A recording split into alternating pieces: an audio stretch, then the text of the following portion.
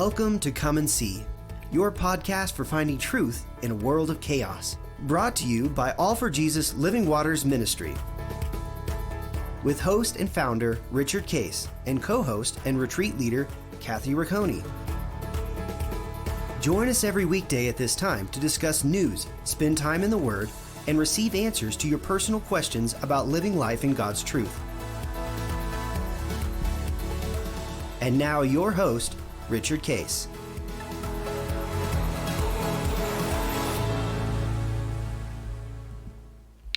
Well, good morning, Kathy. Here we are in 1st of December, working on prayer, and what a great topic during Christmas time, actually, to be in fellowship with God and process with God and what He has to say to us, and keep remembering that it's a picture of the disciples living with God, operating with God for 3 years in personal relationship, dialoguing, talking, discussing, sharing, wondering, lots of questions, lots of statements back and forth, God interrupting them.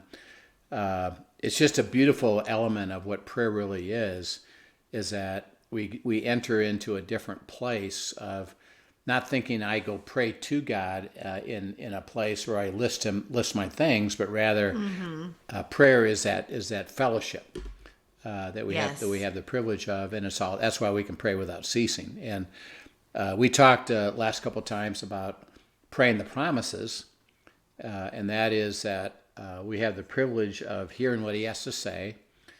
Do we have clarity so we can get to the point that David did of we understand He's all-powerful God and can fulfill it, that His words are true and we can trust it, and that He applied it to us personally, and the promise now applies to me, and I have to learn what does that mean? Do I have clarity? And then what steps do I take, to walk into it?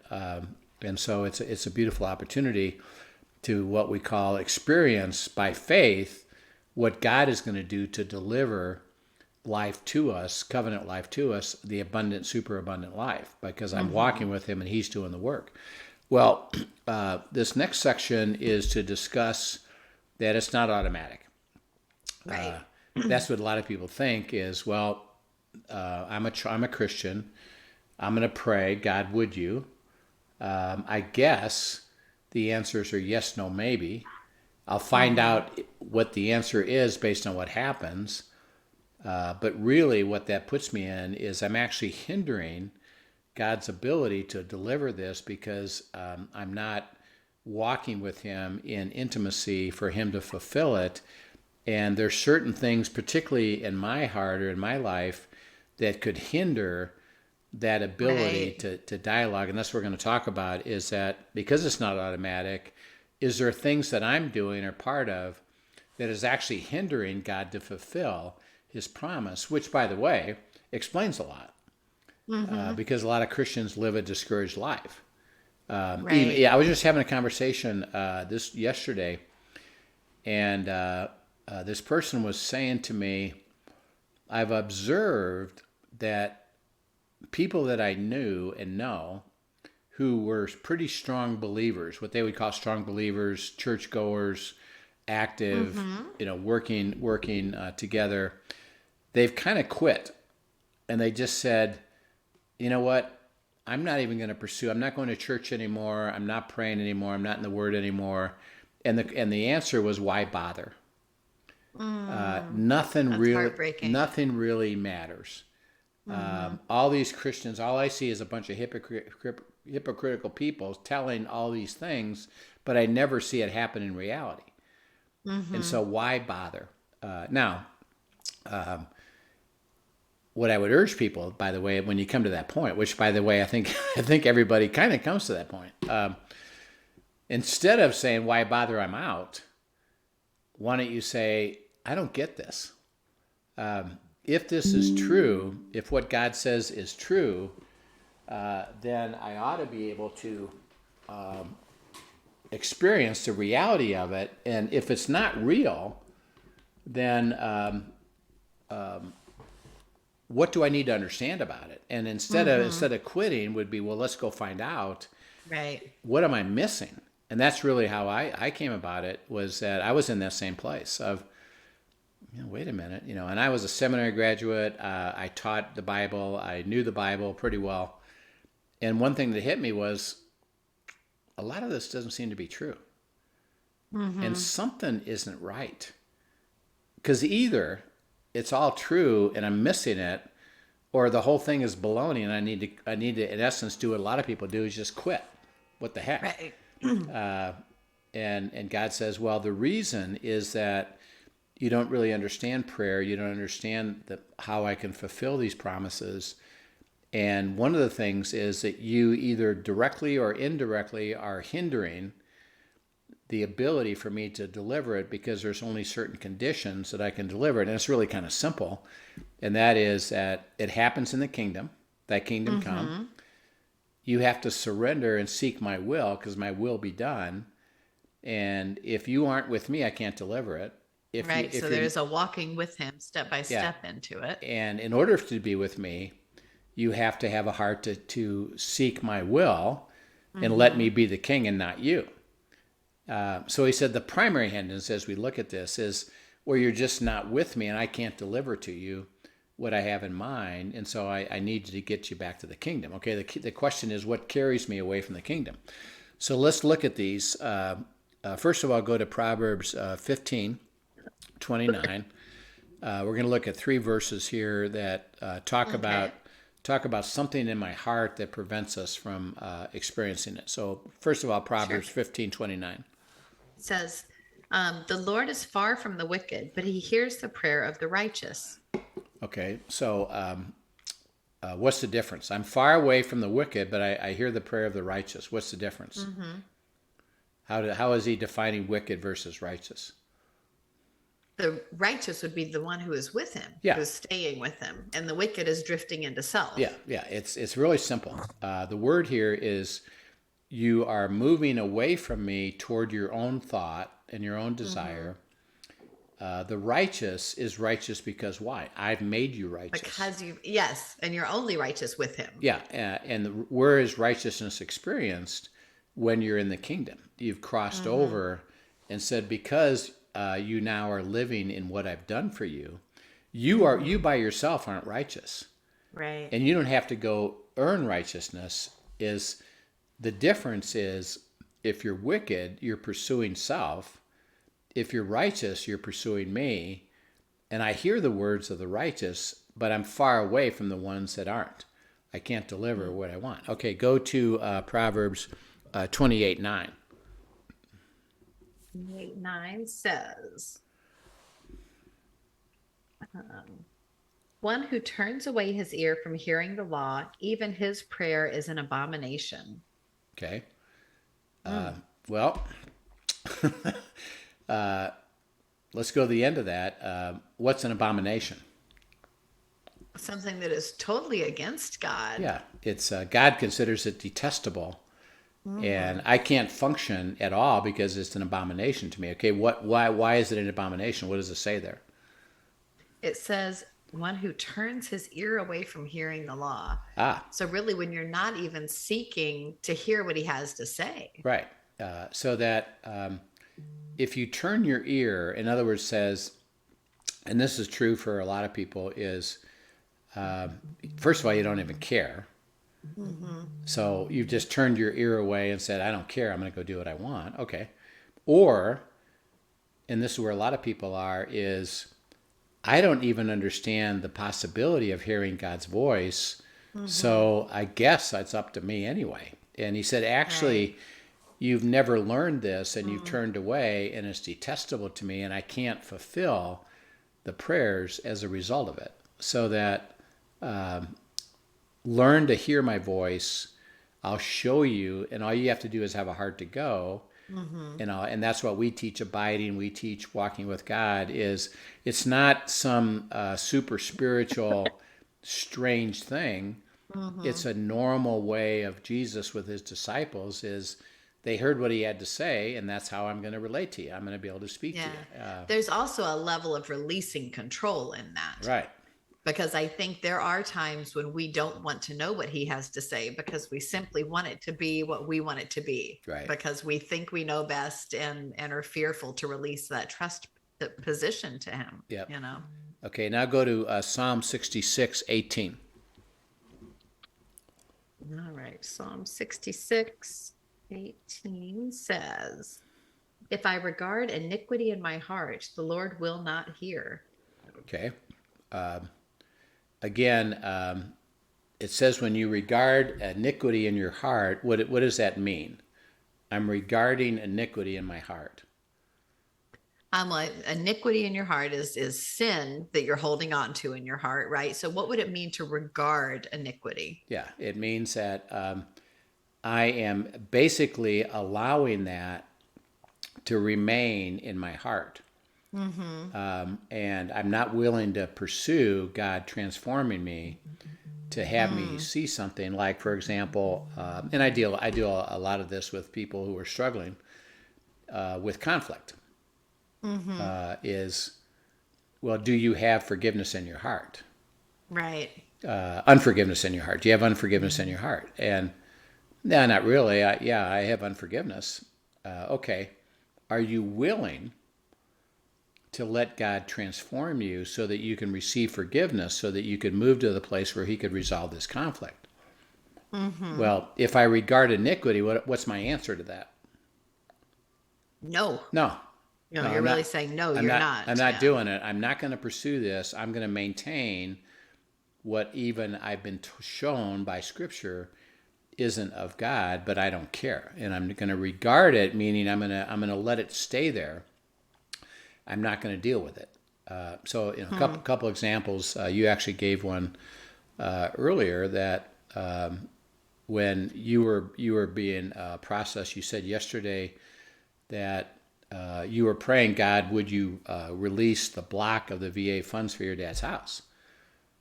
And what? And actually, my question was, what's going on? Why is it not released yet? Yeah. Because I do believe he's given a promise that it will release. Yeah.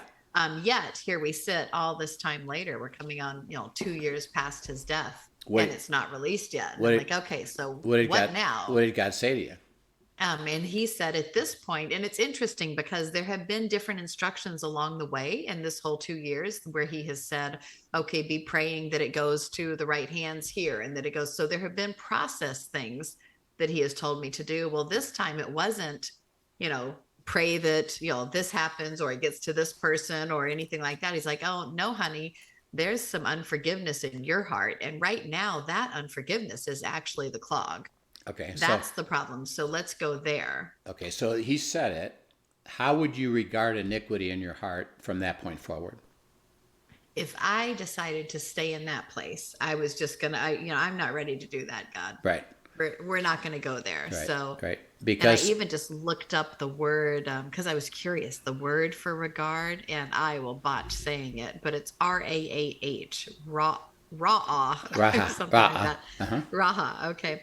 But it's to see, to look at, to inspect, to perceive, to consider, and to observe, and to watch, and to look upon. So I just think about to gaze. You think about you're letting yourself stay there, right, is what that's saying. You're like, I'm not moving on from this. I'm staying in this place, right, with my eyes fixed on this iniquity, rather than fixing my eyes on you and letting you overcome it. Yeah, and see, the Holy Spirit's job, and he can do this with everybody, particularly where it's coming out of the truth of what I've already written, is a lot of times, see, people are convicted that, well, I need you to look at something here.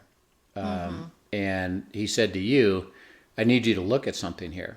And regarding iniquity would have been you saying, well, yeah, but right. because I'm going to maintain this position.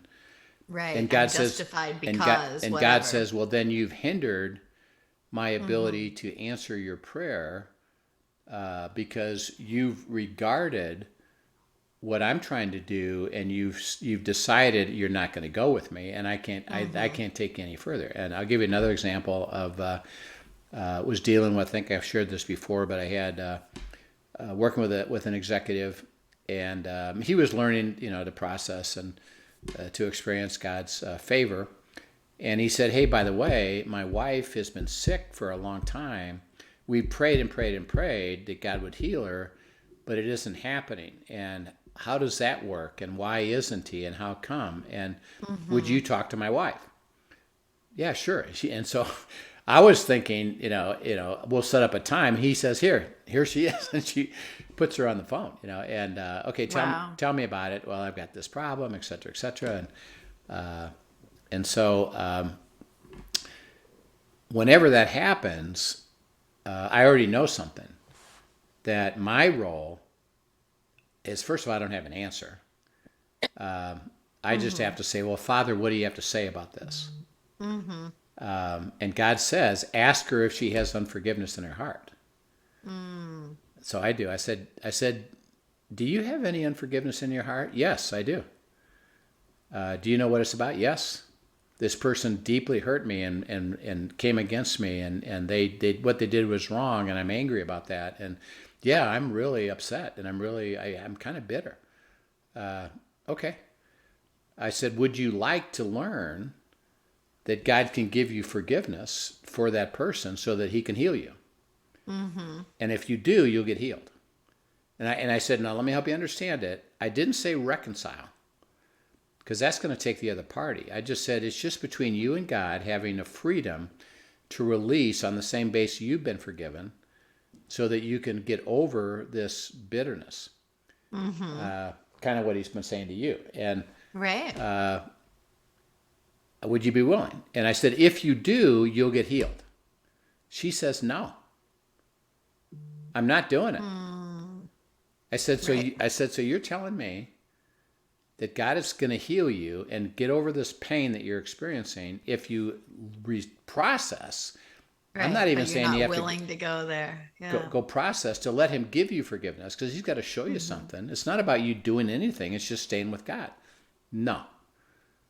And to this day, she's not healed, and she's stuck in that unforgiveness.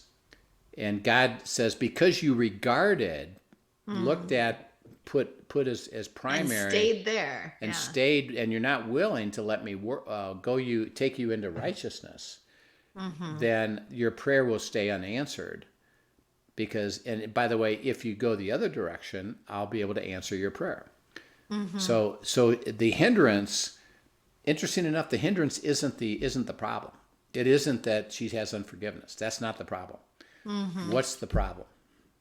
Her unwillingness to allow him to speak into it and to take him to take her to righteousness. I'm not willing to go with God to let him purify me, and he'll do the work, and then I'll see the result of the answered prayer. He said, so the hindrance is really that you've walked away from me. You aren't willing to process. You're not allowing me to do what I want to do in your heart, and that's a hindrance. Okay, the next one is James 4:3. Go ahead and read that one. Another hindrance. James 4:3. James 4:3 says, "You ask and do not receive, because you ask amiss, that you may spend it on your pleasures." Okay. So he said, well, you're asking. You are praying, but the reason it's not happening is because why?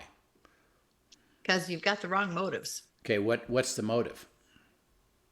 Self. Yeah. Your own desires. Yeah. You're looking out for number one. Yeah. See, I've decided that this is the answer, and I want you to deliver that answer.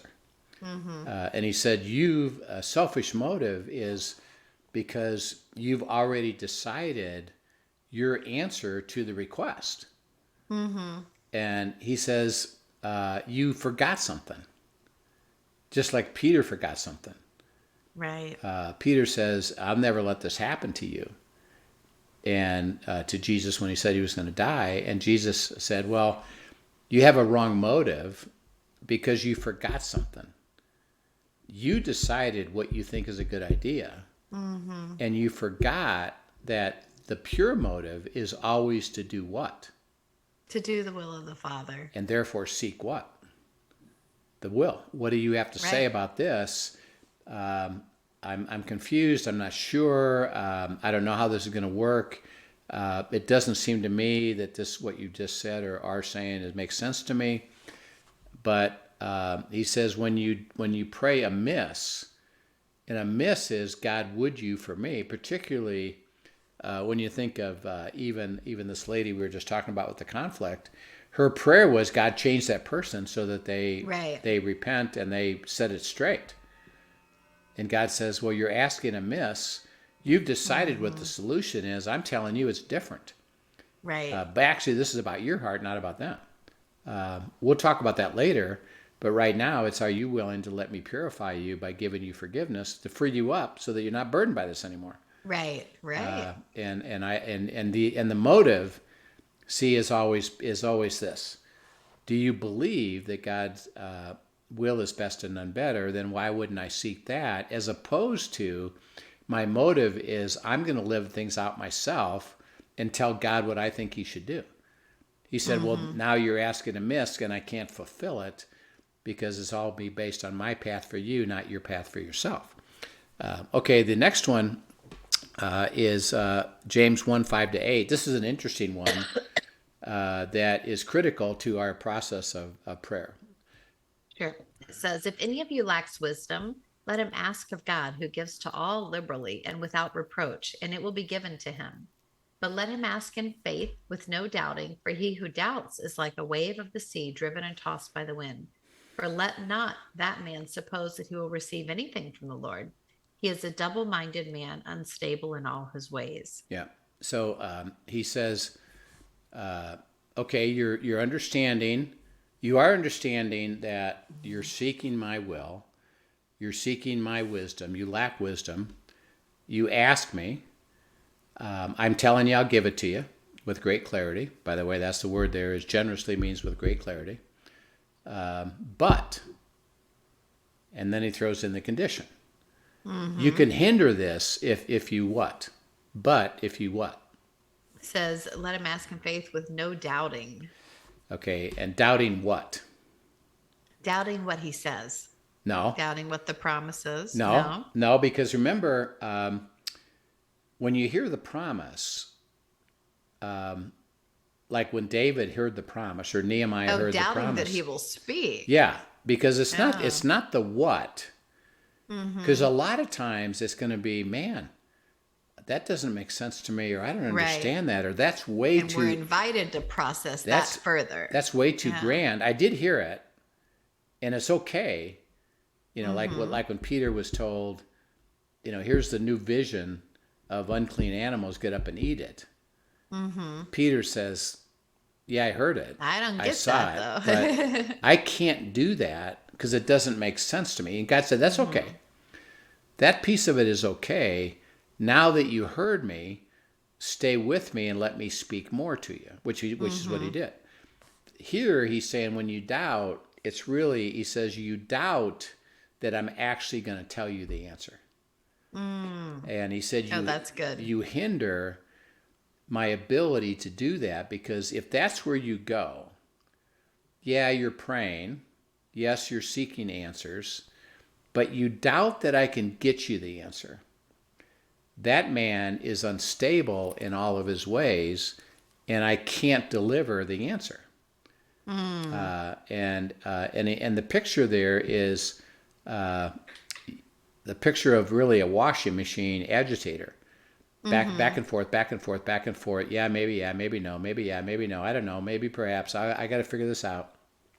He says, since you're already realizing in your own mind that you think you have to figure this out anyway, well, then I'm not even going to tell you. Because why? If I told you, what are you going to do with it? Probably ignore it. I'm going to ignore and or say, is this God? Is this me? Is it the enemy? Is this, what is it? What is it? Maybe yeah, maybe no. Maybe yeah, maybe no. He says you have to get settled. And this, that I will answer. That if you ask me, I'll get you the answer. Now, so what do you say to the person? I'm thinking of one friend in particular right now who truly is sitting in a space of surrender and seeking God and wanting some clarity on a particular issue, fully has heart surrendered, spending time fasting and praying and seeking, and isn't hearing with clarity yet.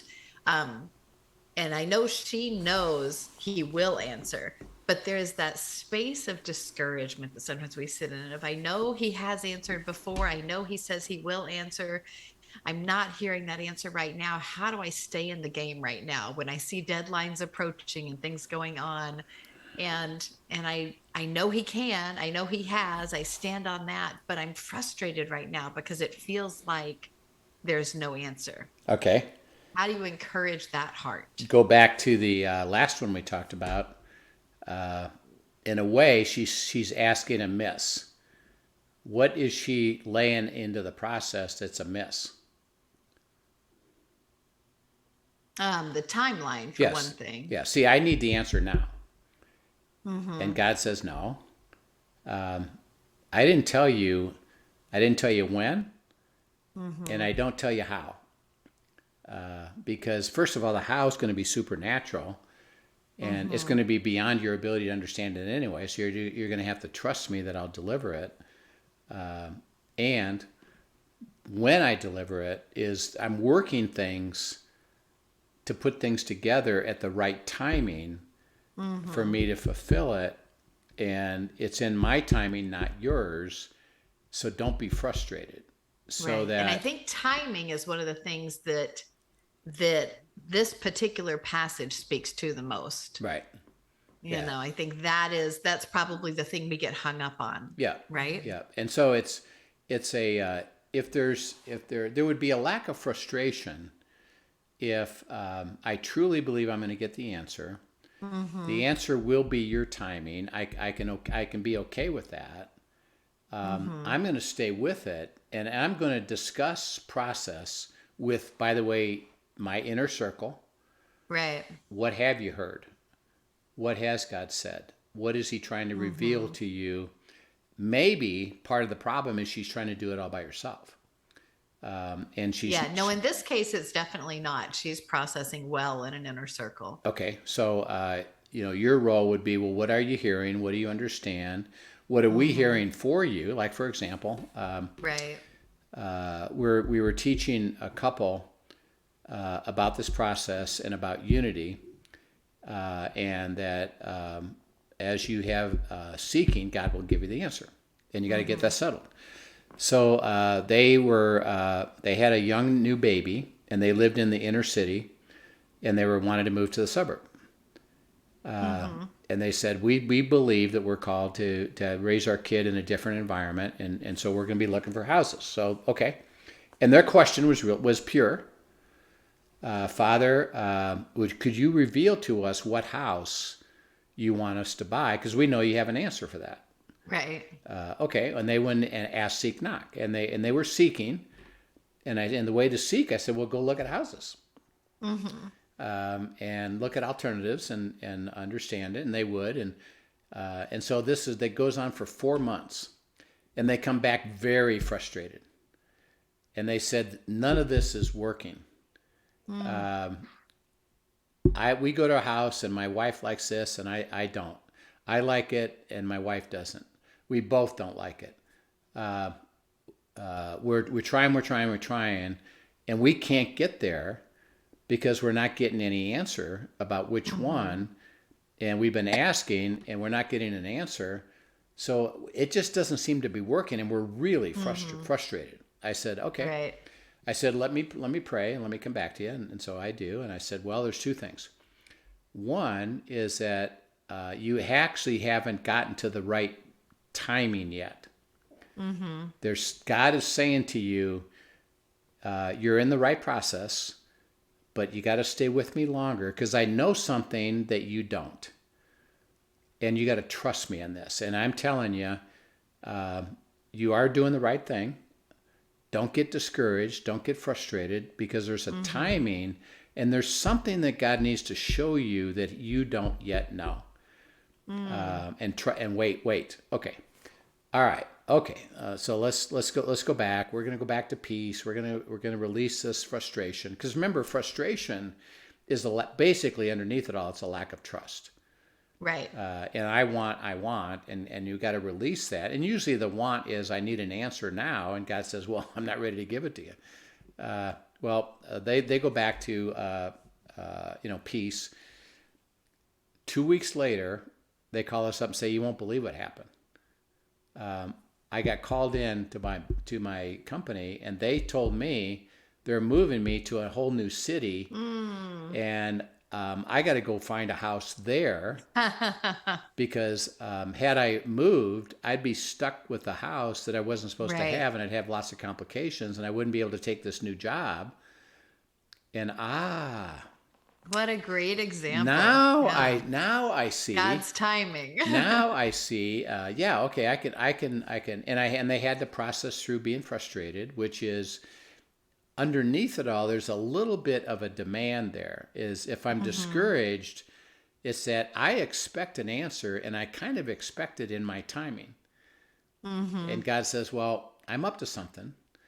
Get people around you that can help you see you're still in process. Stay with me, and let me deal with your heart. Why are you so discouraged? Right. Why are you so discouraged? I'm going to get there. Don't worry. What are you hearing? What are you understanding? What are they going to help you with?" And what we do is we re-engage everybody back to, okay, I know you're frustrated. I know you've lost your peace. Let's go back there. Let me help you understand something. Let me reinforce it. You're going to get your answer. There's a timing issue to this. And then we help each other with that, because that's a big deal. It is a big deal. Right. Absolutely. I thought, and by the way, even deadlines, what I tell people is, if you have a deadline and you don't get your answer, then the deadline passes, and God, that's God's God answer. is bigger than those deadlines too. That's God's answer. That's a no. Don't do anything yet. And so you never say to God, I have to. It's like, I'll just follow you as you give it to me. So I'd encourage you to process that further and maybe report back how did that go with helping somebody move from frustration back to peace. Right. That's great. Thanks so much. Yep. So we'll pick this up again. More hindrances coming up, but it's important for us to learn it and understand it so that we stay in the place where we really have a fluid way of God answering our prayers, giving promises, and then fulfilling His timing. So we'll talk about this again next time. Excellent. Thanks so much, and thanks for joining us, everyone. Hope you have a wonderful afternoon. Yep. We'll see you then. Thank you for joining us for today's episode of Come and See, your podcast for truth in a world of chaos. Brought to you by All for Jesus Living Waters Ministry. Send us your questions and comments, and tune in tomorrow for more answers to your personal questions about living life in God's truth. Remember, God's will is best and none better. His truth brings peace in this world of chaos.